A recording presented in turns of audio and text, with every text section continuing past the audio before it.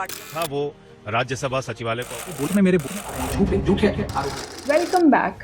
Today we are talking about the political earthquake in आम आदमी party, मतलब आम आदमी पार्टी और राघव चड्ढा के बीच का सार्वजनिक कलेश। बट हम सिर्फ इसकी पॉलिटिकल एस्पेक्ट के बारे में बात नहीं करेंगे, हम ये भी देखेंगे कि कॉन्स्टिट्यूशनल प्रोविजंस क्या हैं इस रिगार्डिंग, हमारा लीगल अथॉरिटीज क्या बोलती हैं। क्या एक पॉलिटिकल पार्टी अपने ही एमपी को पार्लियामेंट में बोलने से रोक सकती है? या फिर how can a political party dictate his own terms on an elected MP? क्या ये डेमोक्रेसी की हत्या नहीं है? और अगर इन दोनों में इतनी प्रॉब्लम्स हैं तो ये पॉलिटिकल रिलेशनशिप को एंड क्यों नहीं कर रहे हैं? Let's decode the politics, the law and the 10th schedule of Indian constitution. सबसे पहले हम पॉलिटिक्स के बारे में देखते हैं कि what is happening and why it is happening. 2 अप्रैल 2026 ये वो डेट है जिस दिन आम आदमी पार्टी और राघव चड्ढा के बीच की जितनी भी पॉलिटिकल इश्यूज थे जो बिहाइंड द डोर्स थे, they came up front out in the public. Rajya Sabha सचिवालय को अवगत करा। राघव चड्ढा आम आदमी पार्टी में अभी हैं और आज वो कहीं जा तो नहीं रहे ना।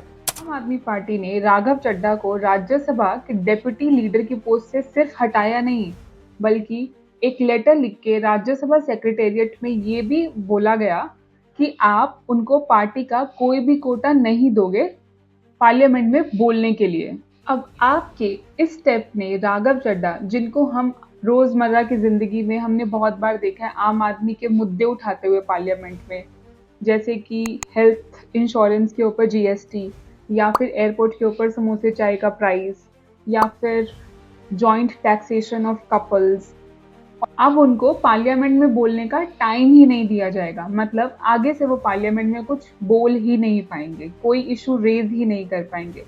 बट आम आदमी पार्टी ने ऐसा किया ही क्यों? Why will they try to mute their most trusted voice? Probably one of the best representatives that they had. TMC impeachment motion लेके आती है चीफ इलेक्शन कमिश्नर के खिलाफ, तो राघव चड्ढा जी उस पर साइन करने से मना कर देते हैं। जब लोकतंत्र पे हो रहे हमले के खिलाफ पूरी ऑपोजिशन मोदी जी के खिलाफ वॉकआउट करती है, तब राघव जी वॉकआउट करने से मना कर देते हैं। जब गुजरात में आम आदमी पार्टी के कार्यकर्ताओं पे बीजेपी की पुलिस झूठे केस लगाती है, तो राघव चड्ढा जी उस पे बोलने से। आम आदमी पार्टी ने राघव चड्ढा को 4 चीजों के लिए अक्यूज किया है।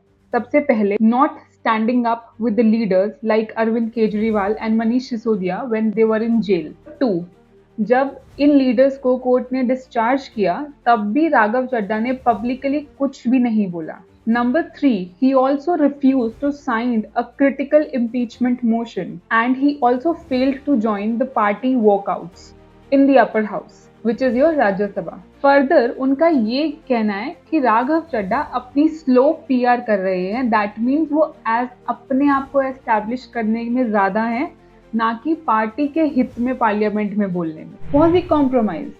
Was he afraid? Was he serving his own interest? Or it was AAP leadership that went insecure of his popularity? Obviously, अब इन सारी allegations पे राघव चड्ढा ने respond किया and we have continuously witnessing it on the social media. आज parliament में मेरे बोलने का अधिकार मुझसे छीन लिया, मुझे खामोश कर दिया। मैं उन्हें भी कुछ कहना चाहता हूँ। मेरी खामोशी को मेरी हार मत समझ लेना। मेरी खामोशी को मेरी हार मत समझ लेना। मैं वो दरिया हूँ जो वक्त आने पर सैलाब बनता है। पर आरोप लगा रहे हैं, झूठे आरोप लगा रहे हैं कि हर झूठ को बेनकाब किया जाएगा और हर सवाल का जवाब दिया जाएगा। Let's decode now the constitutional aspect of it. सबसे पहले, क्या एक MP अपना पर्सनल एजेंडा प्रायोरिटाइज कर सकता है पार्लियामेंट में? और एक इलेक्टेड MP को उसकी पॉलिटिकल पार्टी पार्लियामेंट में बोलने से कैसे रोक सकती है? If you are wondering that they cannot, you are wrong. Absolutely, a political party can stop any of their MPs to speak in the parliament because जो rules of procedure राज्यसभा के हैं, according to them, में बोलने का time political party को allot होता है, ना कि एक इंडिविजुअल MP को। और ये पार्टी की विप डिसाइड करती है कि किस मेंबर को कितना टाइम दिया जाएगा पार्लियामेंट में बोलने के लिए। So the time belongs to the political party and not to the MP. That is why the political party can decide who and how much will anybody speak in the parliament. Further, the member of parliament के लिए बहुत important होता है कि they follow the whip of the party with respect to any of their doings in the parliament. अगर वो whip को follow नहीं करते, they can be disqualified from there seat in the parliament.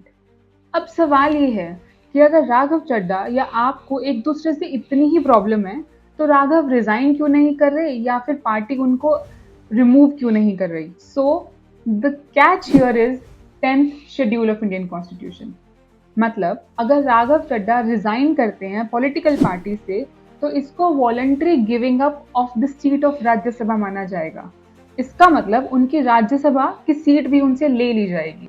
और अगर आप उनको एक्सपेल करती है, मतलब अगर आप उनको अपनी पार्टी से निकालती है, तब उनकी सीट उनसे नहीं ली जाएगी। He will still be a member of parliament, he will still be a member of Rajya Sabha. इसीलिए अब ये सिचुएशन है एक स्टेलमेट की, जहां पे ना वो रिजाइन करना चाहेंगे और ना वो उनको निकालना चाहेंगे। They would want each other to do the same thing so that Raghav अपनी सीट मेंटेन कर सके और आप चाहेगी कि वो रिजाइन करें ताकि उनकी सीट राज्यसभा में नहीं रहे। अब यहाँ से एक अहम सवाल उठता है इंडियन डेमोक्रेसी के बारे में। अगर एक मेंबर ऑफ पार्लियामेंट अपनी पॉलिटिकल पार्टी के अगेंस्ट कुछ बोल ही नहीं सकता, तो उनको फ्रीडम ऑफ स्पीच कैसी? देखो, article 105 of Indian constitution freedom of speech and expression देता है मेंबर ऑफ पार्लियामेंट्स को।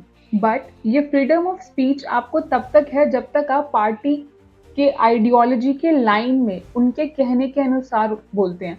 अगर आप पार्टी के अगेंस्ट जाके कुछ बोलने की कोशिश करेंगे, तो आपका फ्रीडम ऑफ स्पीच आपके पास नहीं है as a member of parliament. Party discipline बहुत जरूरी है इंडियन डेमोक्रेसी में, बिकॉज इंडिया बेसिकली पार्टीज को इलेक्ट करता है, इंडिविजुअल्स को नहीं इलेक्ट करती है। तो to maintain the stability of Indian government, ताकि बार बार सरकारें ना गिरें, इट इज इम्पोर्टेंट कि एमपीज या एमएलए पार्टी के साथ चले, ना कि अपनी पर्सनल आइडियोलॉजी को फेवर करें in parliament. Now the most important question जो यहाँ पे आता है वो ये है कि इंडिया एक डेमोक्रेसी है, यानी एक प्रजातंत्र है। तो अगर डेमोक्रेसी में हम किसी को इलेक्ट करते हैं as our representative, as representative of people, as representative of the constituency, then who do they truly work for the people who elected them और फॉर द पॉलिटिकल पार्टीज? आपका इस बारे में क्या सोचना है, प्लीज हमें कॉमेंट करके बताइए। Drop a like if you found this helpful. Will see you in the next one. Thank you.